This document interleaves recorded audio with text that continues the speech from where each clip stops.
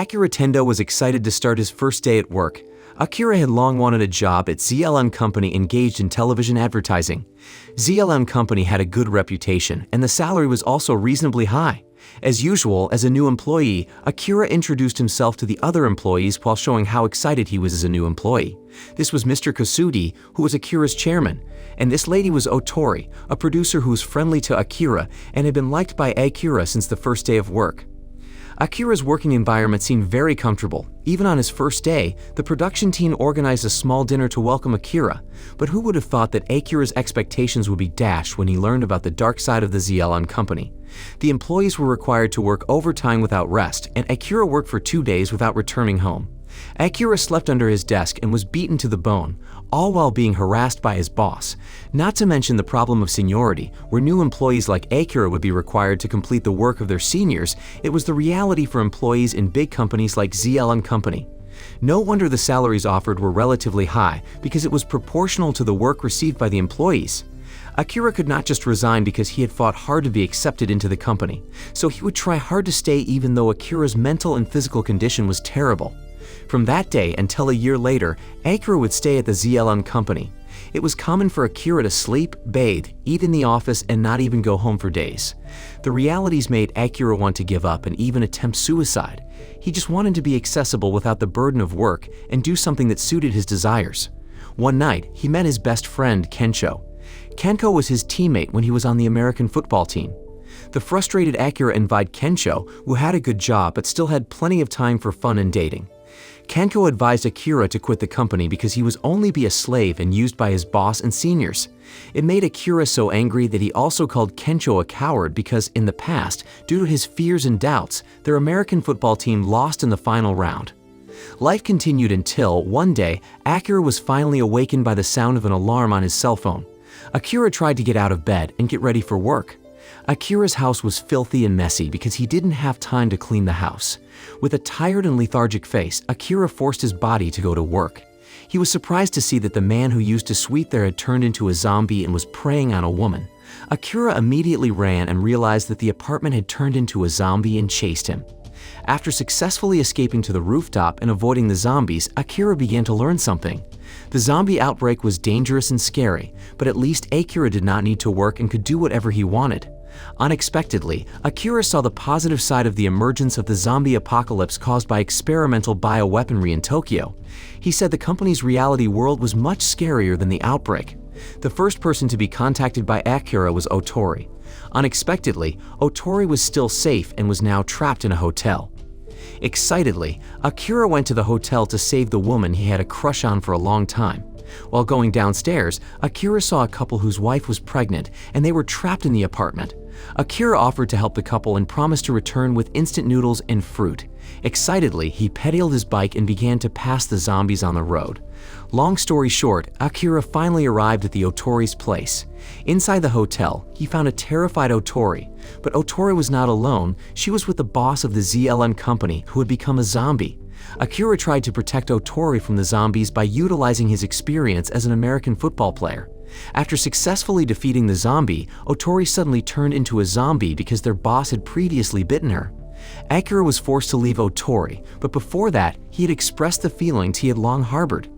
Although Akira felt sad and disappointed, he did not want to spend the rest of his life in vain. Akira then made a 100 bucket list or 100 wishes he wanted to realize before becoming a zombie.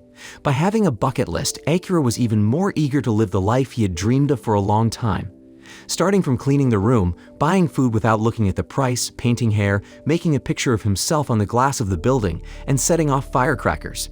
Anyway, he did everything happily, even though zombies often chased him. On the 5th day, Akira went to the nearest mini-market because he ran out of kitchen spices. At the mini-market, Akira met a woman named Shizuka, who survived. Unlike Akira, Shizuka tried to stay with difficulty, armed with the protection tools she had. From Shizuka, Akira also discovered that the zombies were sensitive to sound. Shizuka felt upset because she ended up trying to save someone she didn't know, and it endangered her. In a situation like this, Akira should be able to avoid risks, and most importantly, he must prioritize himself over others. Because of that, Shizuka chose to leave. She thought joining people like Akira would only trouble her. At home, Akira suddenly remembered Kensho because they had a fight in their last meeting. Akira also intended to find Kensho to apologize. After being contacted, Kensho turned out to be alive and was trapped in a hotel. Using an American football suit and a motorbike, he finally set off for the hotel. He passed a horde of zombies that blocked him. To lure the zombies' attention, he deliberately turned on the music very loudly so that he could pass the zombies more easily. After a long struggle, Akira saved Kensho and took him away from the hotel. That night, Kensho and Akira made up and spent time with a luxurious meal together. Kensho thanked Akira and said that maybe someone like Akira could save everyone from the zombie outbreak. It made Akira realize his childhood dream of becoming a superhero who would save many people. The next day, Akira and Kensho went to the Marine Paradise Aquarium in Ibaraki. Coincidentally, before the emergence of the zombie outbreak, the ZLM company had designed a shark costume that could protect humans from shark bites. Akira thought that if the outfit could protect humans from shark bites, it could also protect humans from zombie bites. On the way, Akira and Kensho saw a bus that stopped. Many people, including Shizuka, were surrounded by zombies. Unfortunately, Akira and Kensho could not save many people, and there were only 2 flight attendants, one bus driver and Shizuka, who managed to survive the zombie chase. The bus driver told me that they were on their way to the Marine Paradise Aquarium because reportedly there was sufficient food supply and security for the survivors. But they didn't realize that a zombie had bitten the bus driver there, but he tried to cover it up. As a result, when the bus driver turned into a zombie, he attacked and bit the 2 flight attendants. Akira and Shizuka, who still survived, tried to save themselves because the 3 zombies surrounded them. Luckily, thanks to their cooperation, the 3 escaped using a camper van. Since that day, the 3 departed for the Marine Paradise Aquarium. The long journey brought them closer, and they even took the time to do various fun activities during the trip, from having fun on the river paragliding to soaking in the hot springs. Arriving at the end of the 10th day, they arrived at the Marine Paradise Aquarium. But before arriving, their car had experienced problems because several nails were deliberately installed at the entrance to the aquarium. When they finally woke up, Akira was surprised to see Mr. Kosugi before him. It turned out that before the outbreak occurred, Mr. Kosugi and several employees were shooting commercials in the aquarium. Because the aquarium was closed, they also managed to survive by eating the fish there. Since then, Mr. Kosugi has invited other survivors to the aquarium. Those people were even used as employees to prepare food and care for all needs. Because they were guaranteed safety, those people could not refuse and always obeyed Mr. Kosugi's orders. In addition, Mr. Kosugi also deliberately locked up several zombies and made them a punishment for anyone who went against his orders. Routinely, Mr. Kosugi also sent a supply team to look for food or other needs outside the place.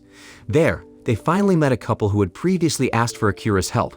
Kensho and Shizuka, who intend to help him, are prevented by someone because they will all be expelled and handed over to the zombies if they resist. The next day, a supply team member sent to look for food did not realize that a zombie had entered his container. The supply team member brought the zombie to the aquarium area and immediately caused chaos. At the same time, Kensho and Shizuka invited Akira to escape from that place. At first, Akira refused because he didn't want his 2 best friends to face the dangers, but Shizuka made Akira finally agree. Soon, they also saw a horde of zombies that began to attack the place. Akira, Kensho, and Shizuka immediately directed the people to hide in a room. When they met with Mr. Kosugi, Kensho was angry at him because, as chairman, he should not leave his employees. Then suddenly, from inside the aquarium, a shark that had turned into a zombie came out. At first, they thought the shark wouldn't be able to chase them on land, but suddenly, it pulled out some legs to chase them all. The frightened people ran according to Akira's order and hid in a room. When Akira realized Mr. Kosugi was still trapped outside, he decided to go out and save Mr. Kosugi. Before leaving, Akira told Mr. Kosugi to wear a shark bite protection costume to avoid getting hurt if a shark or zombie bit him. Like a superhero in the movies, Akira showed his ability to save Mr. Kosugi from the shark. Akira was cornered and overwhelmed because the shark was mighty, while Mr. Kosugi ran away and devoted himself. Fortunately, Akira got help from Kensho. Akira immediately left the place and found Mr. Kosugi surrounded by several zombies. Thanks to the costume he wore, Akira was not injured even though several zombies bit him at once. At the same time, Kensho escaped from the shark and trapped it in a wall with a hole. Then, Shizuka came carrying 2 loudspeakers, which she used to attract the zombies' attention and make them fall into the aquarium. After the victory, the shark was freed again and attacked Mr. Kosugi.